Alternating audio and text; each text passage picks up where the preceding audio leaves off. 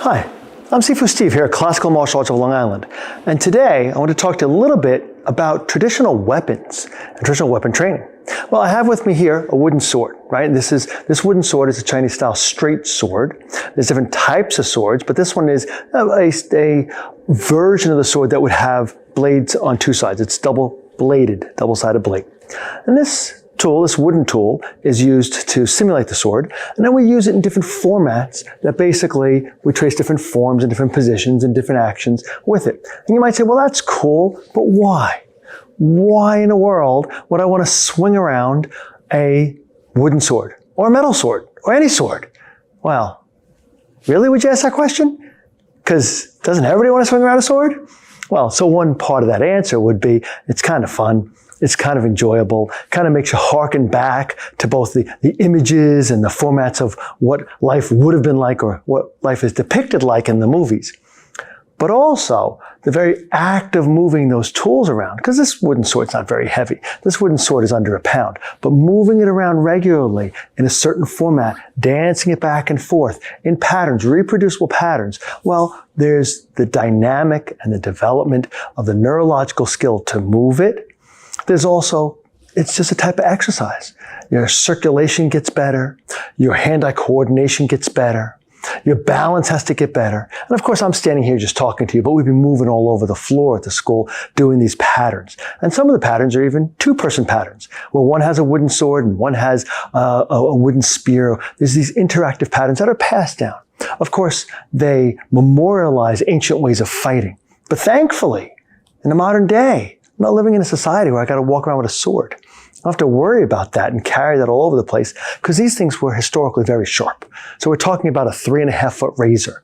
I don't have to carry that around. I don't have to worry about that. For all the complex things we have going on in society, we do have a certain level of law and order that makes it unnecessary for me to walk around armed to the hilt. So that's a Chinese sword. Of course, even a Japanese sword would be the same thing. In the Japanese samurai, they were walking around very well armored in a situation where, in society, they kept order and where order was maintained by the constant presence of tools that could keep you safe. But in the modern days, we practice these things. There's enormous health benefits. There's a lot of fun doing it. It's active. It's engaging. It can be done more quickly, more slowly. And this is a part of the martial arts that we call self-perfection. There's self-protection. And that's important too. That's the self-defense training we do and hitting pads and kicking and throwing and doing groundwork. But this is the self-perfection model where we're talking about traditional weapons. Also, each one of them moves a different way. So if I'm talking about the swords, whether wooden or metal, they have to move a certain way, have you move your body a certain way, because this tool, this sword, will not bend to me.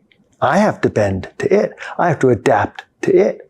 So we draw a larger moral lesson from it, that adapting to the unchanging nature of the weapon itself is supposed to train us off the mat to adapt to unchanging dynamics in the world around us. Well, the seasons change, sun comes up, sun goes down. I got to work my work schedule around it. I have to work my leisure schedule around it. I have to deal with the dynamics of what I can do in the winter and the summer, how I have to deal with those, how sometimes I have to go out and shovel the car. Sometimes I have to adapt to changing weather conditions of how I drive. Well, being adaptable to things beyond ourselves, we consider to be a major good, a major aspect of developing a well-rounded personality. And that's part of the martial arts, trying to learn to control ourselves in the face of conditions that are outside our direct control and adapt to them and be reactive to them and be successful with them. Well, that's a little description of why we train traditional weapons and how much fun we have doing it.